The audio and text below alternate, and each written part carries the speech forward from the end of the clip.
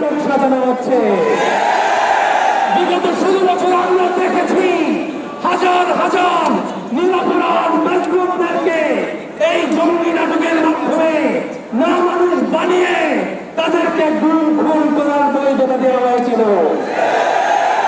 আমার ভাইরা, আমরা দেখতে পাচ্ছি সেই সাম্রাজ্যবাদ শকুন এই দেশে তাদের মানবাধিকারের নামে তাদের নিকৃষ্ট সেই সমকামিতা এবং এলজিবিটি ইত্যাদির এই মাঠ গরম করার জন্য একমাত্র প্রতিবন্ধক হিসেবে তারা ইসলামী নেতৃত্বকে বেছে নিয়েছে।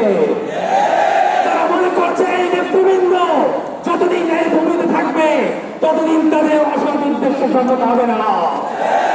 আমার ভাইরা, আমরা পরিষ্কার ভাবে বলতে চাই, সেই আওয়ামী জাহুলিয়াতের সেই হাসিনার কুখ্যাত নিয়োগপ্রাপ্তরা আজকে যারা জঙ্গি নাটক মঞ্চায়ন করতেছে তাদেরকে অনতিবিলম্বে বিচারের কাঠগড়ায় তুলতে হবে।